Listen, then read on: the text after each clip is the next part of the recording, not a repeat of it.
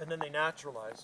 It doesn't phase them, right? So this one I planted in February 1987, and I brought it from my last place. February 87, he planted it was about this big. Never been protected. Went through the cold winter of February 89 when it was small. Now is that just female? It's a female. That's why it's got fruit on it. So if there's no male anywhere close by here, so I dust it with male pollen. I go up and I dust the female flowers. Where do you get the male pollen? Oh, there's so many male palms all over the island. I just take it from there. And I take a ladder up there and see the seed coming. This year there's some little bit. It's taking a break this year. Okay. You see, I've already cut two seed stalks off of this palm this year and shipped them out. They're huge. Yeah, yeah. Oh, I was in the garden today. You should have seen the seeds on the palm trees. Which garden was that? It's down on Old Scott Road. Yeah. The whole garden is palm trees. It's tropical. Totally tropical. Big palm tree. Bigger than this. Is this I'll post it. I just posted a video on my Facebook. You'll see it. I shot. Is this a fan palm, Joe? That's a Chinese windmill. That's the same thing as what's over there. So Chinese windmill. Yeah. That's the most common palm on our southwest coast. That's 14 feet high, or more. That's a redwood. Those are coast redwoods. This is Sequoia sempervirens green, Sequoia sempervirens blue. That one lost about 30 foot from the top one year. It snapped off. Yeah. Fell right beside my greenhouse. I planted those as saplings. When eucalyptus, you cut them down, they come back like this, right? Yeah. They come back like a bush. Yeah. This is a eucalyptus pravula, small leaf gum here. You can see it looks like a willow. Small leaf gum eucalyptus tree. Just a small tour of Banana Joe's jungle. And they don't get a heck of a lot of sun. No, they can grow in the shade. They'll grow in the shade. Look at the growth coming out on this. They'll grow over a foot a year in the trunk once they get established. So you get over a foot a year of trunk growth. They grow fast. And what's the variety on that one? This is the same Chinese windmill. Chinese windmill, okay. And those are the seeds of this. Have you propagated the eucalyptus? Oh yeah, yeah. Seeds? Oh yeah, lots of them. You just take the seeds grab and you some seed from here. That's spinning gum, Perniana. I got the seed from Norton Road from the old 41-year-old one planted 1971. Wow. Oldest one on Salt Spring Island, right beside the police station. Yeah, yeah. Yeah, and then from Chamber of Commerce, I grew those from seed too, from that tree. There's another bay tree. And then more windmills. Here's some of my hybrid palms. These ones I've hybridized.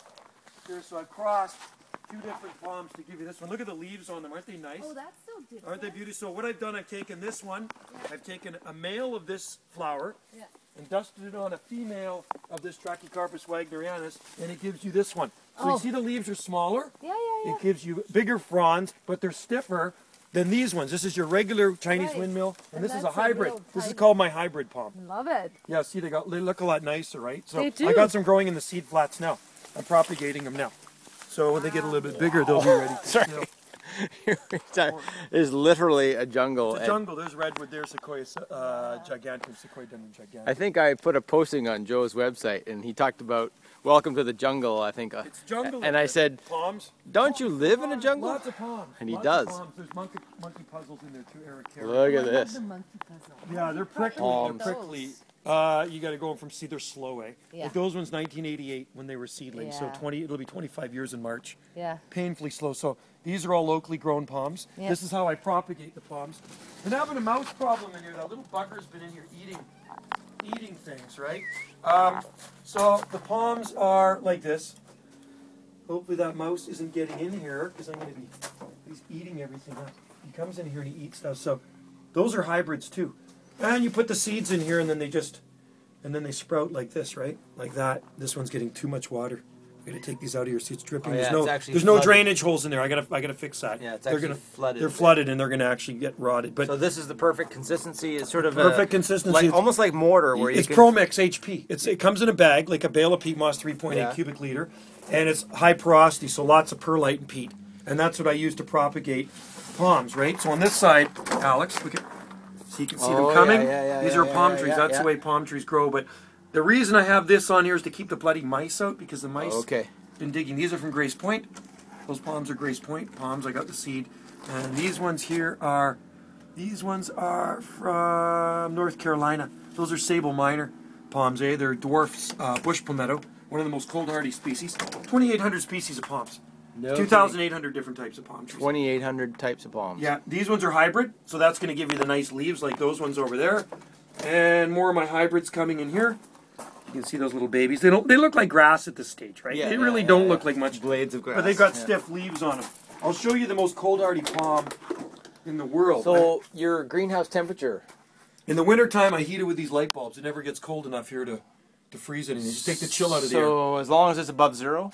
Yeah, above freezing, I keep the fan going. Yep. And even on a sunny winter day, it's warm in here. I just shut the vents, put Right. the little lights on. These are 7 watts. This is a great little greenhouse. C9. So right now, it's 17. 17.9 And it's not really sunny out at all. in his greenhouse. It's not bad with the vents open. And it's just It's not bad, eh? like UV light. Yeah, From just UV light. So, So on a hot it gets hot. in here. summer day, it it'd be gets over toasty. 30. Oh yeah, easy, 35. 35. 35, 38. I've seen it 40 in here and humid when I water, and I got the fan going. I got it off right now, but I put that on too. But circulate the air in the wintertime, nothing freezes. All these palms stay out in the winter too. And what's the optimum temperature in here? Do you try to keep it at one specific temperature, or do you just try to keep it above freezing? It goes up and down. In the wintertime, Yeah. you know, it's above freezing. Right. So 32, and it doesn't often get, like, it doesn't stay 32 much outside here, right? We get few days of it. It depends how the winter is, right? 32 Fahrenheit. Like, I mean, okay, so if it's minus 5 degrees outside, or if it gets even colder, then I got to do that right there. See that little block heater?